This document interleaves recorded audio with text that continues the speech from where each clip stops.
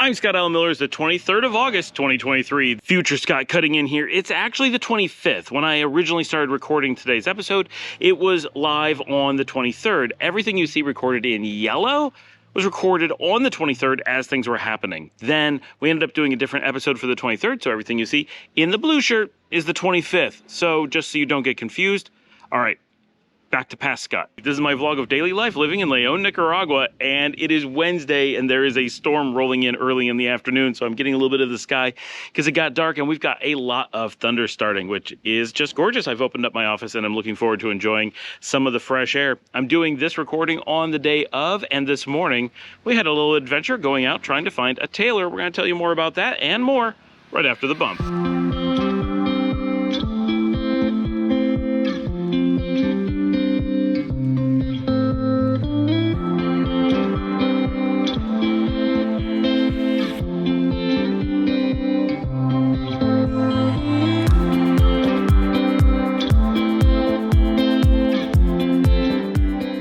As many of you know, I have a wedding coming up. In fact, we all do in just 3 days. Today's Wednesday and the wedding is on Saturday. We have a lot going on this week. Friday, we have to be in Managua all day. We are meeting with Interpol and doing our interview with them. For those who are not aware, if you're looking at residency in most places, if you're looking for it here in Nicaragua, you need to get a clearance letter from Interpol saying that you're not on their wanted list or anything. And so we have to do that. That takes a little bit of interviewing because it's not a casual letter. It's like a real investigation to make sure you're not like hiding under a different name or whatever. So that's something that everyone has to do, but our time for that has come up and we got to be there on Friday. You get very little warning on this, just about a week for us. So that is what we're going to be doing. That makes our week incredibly busy. We were already struggling with the amount of things going on this week, and that just added to it. But we're really glad that that stuff is moving forward. It's going to make our lives a little bit easier once that's done. And it's just been things that have been kind of overhead in our minds that haven't been done yet. So we're looking forward to that in reality. On Saturday, we have to head into Managua for the wedding. This is the wedding for which I had the custom shoes made, which did not work out. So I'm going to be making do with like lace-up kind of fancy-ish sneakers and a suit that needs to be tailored. And we've been trying for some time to get it tailored. Now I'm doing this in real time, so today is actually the day that we had to get it tailored. We got to be able to pick it up by Friday or we're in bad shape. We have to stay until Sunday. And I have one of you moving to town on Saturday at the same time that I'm at the wedding or just getting out of it. So it's going to be really busy as we try to help someone with relocation and have the wedding, and you just need to deal with everything else. It's really, really busy coming up. So that's where we are. That's why we're kind of scrambling. And this morning, we finally got a line on a tailor. We've been trying day after day, and all the tailors that people tell us about, we try to reach and they don't respond. We really want to find someone in León or maybe Chinandega where I'm closer and able to go and actually try things on or talk to them and let them do fittings. Managua is hours away, and I don't have free time to step away from the office for long periods of time. So that is potentially a problem, but we were down to last night, if we didn't come up with some other solution, that's what we were going to have to do. We got some tailors in Managua and we're like, okay, if that has to be done, it has to be done. At this point, we have no options. But last night we got a line on a tailor in Laborio where we used to live. In fact, right down the street from where we used to live. And so our plan was to go there first thing this morning. One of the problems is they don't have a Facebook, they don't have a WhatsApp, they don't have a phone number, they have nothing. We got a name and kind of a general description of where they lived, 2 blocks this way, half a block this way, and that was it. So we knew that getting down there this morning was the only thing to do. So we did that. Paul drove, Dominica and I went along, and they didn't want to talk to strangers. Neither of them like talking to strangers. I don't mind talking to strangers, but talking to strangers in Spanish is a little bit more nerve-wracking. In English, I can be pretty casual. But we went down to where we thought it was. We followed the directions, got pretty close, and I jumped out and talked to some people on the street in our old neighborhood, but not people that we knew. And they immediately knew the name, and they were like, oh, yeah. And they, then they yelled into a house, and someone's like, yeah, it's this house. So we went to that house, and I got out and I made sure I had the name and the description of Taylor and everything, and walked up to the door, and there was a woman there, and I said, maybe you can help me. I'm looking for this person, Roger Tercero, who does, tailoring. And she was kind of like, yeah, like starting to, because my Spanish isn't great, and she was, it's always a little bit confusing when an extranjero pops in. I do have a little dog running around my feet because he's a little bit nervous. There's so much thunder going on. And so she was a little bit like, oh yeah, this is the tailor shop. And then all of a sudden there's an exclamation from the back room, and Denise, who has been on the show some time ago, who famously has been pretty drunk on the show a few times and has chased me down the street at one point. We have a couple episodes about him, and turns out it was his house, and he comes up and he's like, oh yeah, the person you're looking for is my dad. And it was really funny. So now I know where he lives, and we got to hang out a little bit. And his dad ended up not being the type of tailor we need. He is a tailor and is available, but he said, no, I don't do suits. Like, that's a very specialty thing here. As you can imagine, first of all, from watching my show, you don't see people in suits. Like, I don't know that I've ever seen someone in a suit here. And obviously they exist, but they're very uncommon. And here in Leon, much less common than in Managua. And no matter what, it's a very specialty thing. So he's like, what you want is this other tailor. This is what he does. And gave us really good directions to that person. So it worked out great that Denise was there and we got this introduction. That made it very comfortable. He's like, yeah, this is my friend. And they helped us out. So then we actually ended up driving back to Sutiava, but on the Labo Rio side. So very far away from where our house is, on the very farthest point, more or less, of Sutiava. And again, we got a very loose description. I got out, talked to a number of people on the street, and eventually we narrowed it down, found a little house, and found the actual tailor. So I now have a suit tailor in Sutiava. So if you're going to be in the area and you need a person who does just regular tailoring, I've got you. And if you have a person who's going to do suit tailoring, I got you. If you need someone to make you custom shoes, I don't know that I can help you out. So we found this tailor. I went in, I got measurements done, dropped off the suit, and we're going to be picking it up on Friday afternoon at 5 o'clock. Last possible minute, but it gives him 2.5, almost 3 full days to get the tailoring done. And he knows it's for a wedding on Saturday. He was really nice. Everyone we dealt with was really nice. Really tiny spot. And, we haven't seen how it is yet, but it's going to be 600 cord, I believe is what he said, which is quite a bit less than $20. It's somewhere in the $16 to $17 range, I think is correct. $20 is 720 cord, so you can kind of do the math. I think it's 17 and change. But pretty affordable for having custom tailoring done. Hopefully it goes well, but he seemed very professional and very on top of things and had a little shop. But in both of these cases, it's very important to note these tailors have absolutely no sign. It's not like a tiny shop with a small sign. It's not like a name of a thing that you wouldn't recognize.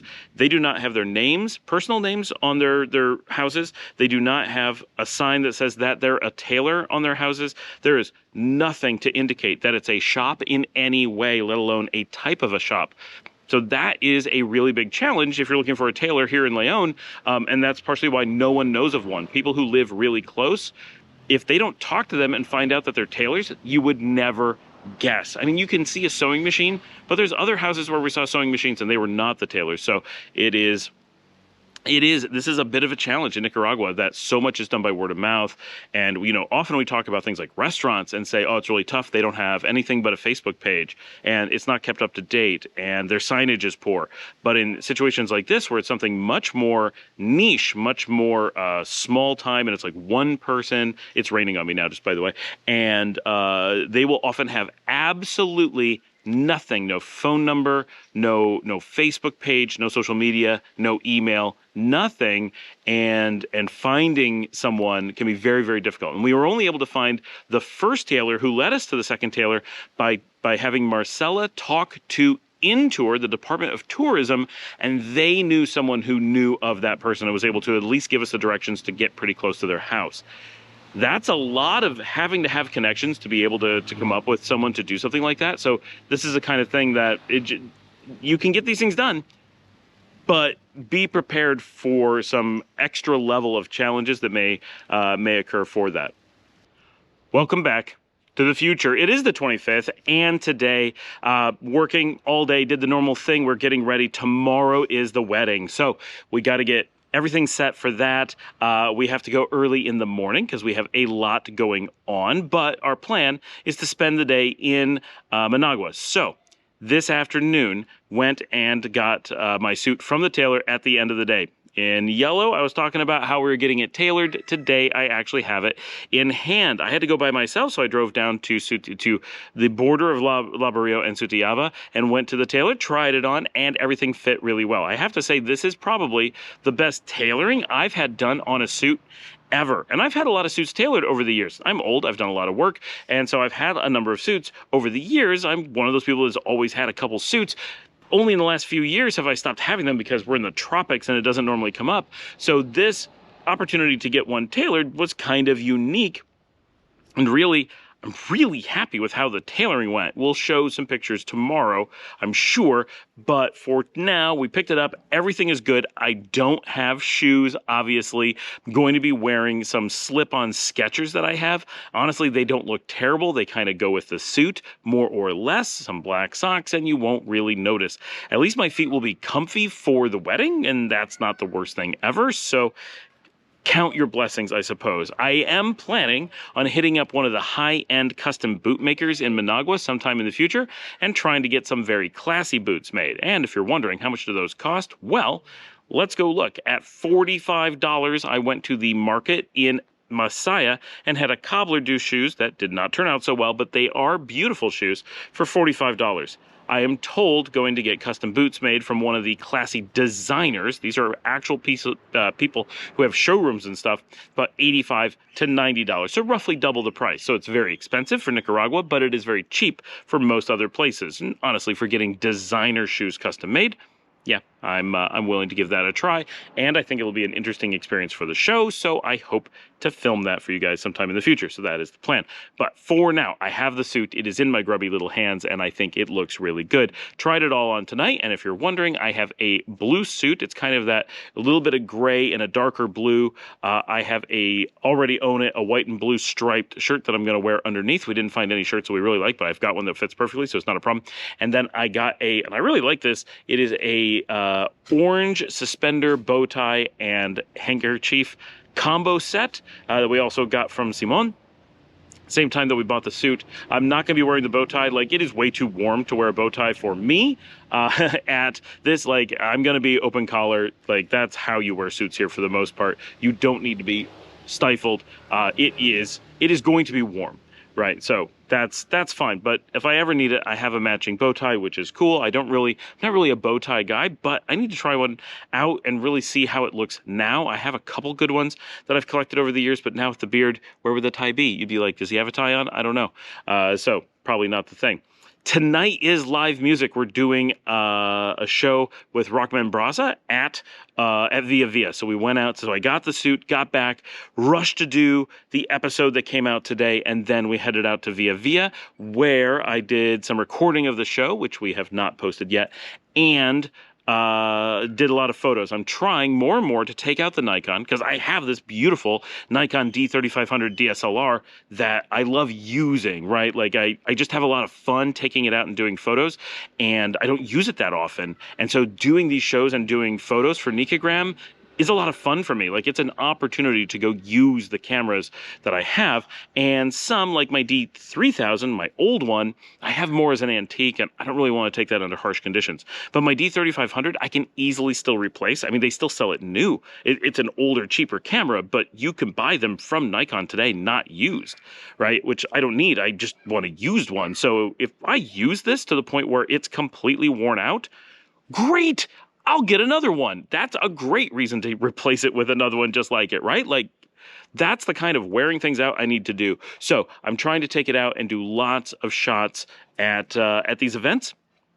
And honestly, they're turning out beautifully. Like, obviously, I'm taking lots of pictures and getting a handful that turn out really well. But this is a really good camera, right? This is one of Nikon's semi-flagship DX sensor cameras. And it's far from truly flagship, but it is an excellent camera. And for doing photographs, which is the only thing it's designed for, it really pulls off well. I'm pairing it with a very fast 35 millimeter lens, and the combination allows me, I'm running wide open at f1.4 on a APS-C size sensor, and that gives me a really good depth of field, like really excellent shallow depth of field. So you get blurry backgrounds with sharp main subjects, and it's handling like background lights and stuff at rock concerts really well. So I'm for the most part, I mean, definitely it's missing focus many times, and I'll get better at working with it on how I can control its focus. But some of the shots I'm getting are absolutely stunning. I'm loving some of the stuff coming off of it. So that's really fun. And now that we're working with Nicaragua, the stuff that I'm doing is important because we're able to put it out on Nicaragua and really show the value of Nicaragua as a place to showcase Nicaraguan events, so that Nicaraguans can go there and see what's been going on in the country, so that bands can share and venues can share, and obviously all the same things that Instagram has done, but with a much more community feel. And so I'm really enjoying the photography aspect of it and the playing with my camera toys aspect of it. And I'm getting some results because I used to be a photojournalist, which I've said a lot. But this is a different type of thing than I've ever done. And getting these very cool rock concert images is a lot of fun and a different challenge. So I'm really enjoying that. That's very cool. And it was an excellent concert tonight. Really, really good. I hopefully will have that up around the same time that you're seeing this video. I hope to have that posted. Great music, great showmanship. And that was really our day. So pretty good one here. I wanted to mention one other thing. I'm going to try to do a short on this, but for those who don't catch the short, because a lot of you who watch these long form, full videos on the TV, whatever, you're having coffee in the morning, thank you. A lot of you don't watch my shorts. And if you are one of the ones who watch my shorts, you often don't watch these. So there's not a lot of crossover. I've had a lot of questions in the past. What does it cost to get a security guards? And I don't ever have good numbers about that because we're always just dealing with a guard and not a security company. But we do now have some numbers about security companies. So if you're ever interested here, now, of course, it's going to vary by city and service and all kinds of things, but armed guards, 24/7, professional company where they have training and procedures and uniforms, and they come with all their own equipment and clipboards and writing things down, and very formal and trained and all that stuff, which is generally what you want. Not always. It's, you know, here you rarely need security. That's just reality. You don't need it. But when you do need it, you probably just want something really casual. You want someone to watch over your stuff and make sure that no one's just walking in and out of your house with all your things. They're not trying to stop an invasion. They're not stopping armed intruders. They're just like, hey, don't go in that house. Or, hey, I see you. Or chasing a cat out. Or a lizard that's pooping on your floor. Whatever they need to do, they're able to do. So a lot of times, if you are going to have security, it's simply a cuidador, a person who watches over or takes, you know, they're minding your stuff. They are minding your business. And it's a real simple job in a lot of cases. So you don't need a lot of training. You just need someone who's being diligent and that you trust. And so it can be, I don't want to say a cushy job, but it's a relatively laid back job where you may be sitting and just watching Netflix most of the night. Maybe it's only at night, maybe it's around the clock, but whatever. You understand where I'm going. But some people are going to want to move up to a service for that. And that may be because you actually have a security concern. Maybe you're living in a really rough area, or most of the time it's simply going to be because you want some peace of mind, or you want to show off, or you want to, you know, keep up with the Joneses, or you have a lot of people who come to your gate and come and go, and you want someone to open and close the gate, make sure things are actually locked, make sure your dogs don't escape ever, and things like that. And you want that extra diligence, and you just want more control around your property. So anyway, prefacing, if you're looking to price that out, what we found from well-recommended companies is higher than, but between $1,300 and $1,400 US per month for 24/7 security firm. This is a full professional firm, under $1,400, but pretty close to $1,400. I don't know the exact number, and it's not normally in US dollars. So that gives you an idea. Obviously, that is very expensive compared to normal household help. But if you're thinking about it, in order to do 24/7 coverage, that requires more than 3 full-time shifts per week. And we're not talking about an unskilled person. We're talking about a trained, uniformed, managed, professional, fully taxes paid, everything's legit guard. But you're paying a service, so they're paying bonuses, taxes, all that's built into that price, right? That's a service price, not a salary price. When you're talking to someone and saying, oh, I'd like to hire someone, what will their salary be? And say, well, the monthly will be, let's say $200. Well, in reality, that's much higher than 200, much closer to 300 for a number of reasons. You need to pay taxes. You have to pay for their vacation time. You have to pay that 13th lunar month that we don't calculate when we're in our minds thinking that a month is solar, and so there's 12 of them a year instead of 13. All those things add up, and it doesn't take you to 300 by any stretch, but it takes you far above 200, and that throws you off. But when you're dealing with a firm like this, and we say it's 1,400, actually a little bit less, it never actually hits 14. There is no 13th month to pay. There is no taxes to pay because it's already paid, right? It's built in. But you have to think, it's almost, if you were to hire your own people to do this, it would require 4 people to cover, and there'd be no one to cover for vacations, no one to cover for sick days, no one to cover if anything goes wrong. There's just 4 people, one working the first 8 hours of the day, the second one working the second 8 hours of the day, the third one working the third 8 hours of the day, and then you got to cover weekends. Now, of course, people may work longer hours here. You may find a way to do it with fewer people, but one way or another, you're paying for 168 hours of coverage per month, and a normal 40-hour work week is under 1/4 of that, right? 40 hours by 4 people would only be 160 hours. There's actually 168 hours in a full 24/7 week. So that's what you really got to calculate that. If you were to hire at standard hourly rates, that would be a salary of 800 about just approaching $900. That's before that 13th month payment is calculated into that number. That is before taxes. So really, you're getting a really good value when looking at this, but it is a huge service to purchase. So yes, huge financial line item if that's something you're looking at, but extremely reasonable. If you were to look at something like that in the United States, you'd be looking at literally tens of thousands of dollars per month.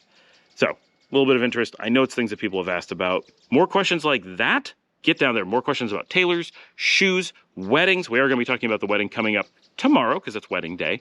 But anything you guys want to know, I love all the conversations. Get down there, scroll down, leave your comments. If you're on a TV or whatever, take a moment, grab your laptop and post. Say hi, say what you like, say what you don't like. Say mean things. People do every day. It's okay. I prefer when it's all the fun stuff, but sometimes I'm wrong and people have, corrective information in there. And sometimes they don't. Please, no loaded questions. If you have something to say it. Don't load it into a question to try to trick people. We delete those automatically. I'm just announcing we will not accept intentional logical fallacies to attempt to defraud anyone. There is a lot of that. Just be aware when you're reading anything about anything in life, but look specifically. Go read about loaded questions as a logical fallacy, and then just be aware when you're reading things about Nicaragua, you will see them all the time because there's a large group of people who are paid or encouraged to go out and use loaded questions. They're clearly trained to do so, and they load the thing that they want you to think into the load, and then the question is irrelevant, right? The sky is green today. Do you think that's because of all the pollution? Things that they wanted you to believe, that the sky is green and that there's lots of pollution. When you then say, I don't think pollution's doing that, people will be like, oh, no, it's probably not what's doing that. But they've convinced people that you didn't argue that the sky was green or that there is pollution, even if neither of those things are true, because they phrased it as because this given assumed unquestionable fact exists, then we can discuss something irrelevant. And it establishes in people that everybody involved just accepts these things to be true. And that is where it's a really powerful way to trick people into believing lies without ever knowing that it was something to be questioned, right? The world is spinning backwards today. The earth is in its own retrograde. Do you think that's why soup is cold on Wednesdays? People are like, wow, I don't think that would make soup cold. But they don't question that the earth is spinning backwards. Of course it's not spinning backwards, right? Okay, it's an extreme example. People will probably catch on. But that kind of thing, you can see that it makes you question, would that make soup cold? It's designed to make you not question, is Superman going around the earth turning time back for the day? Thanks for joining me. Like and subscribe. Ask your questions. Let me know what you want to see on the show, and I will see all of you tomorrow.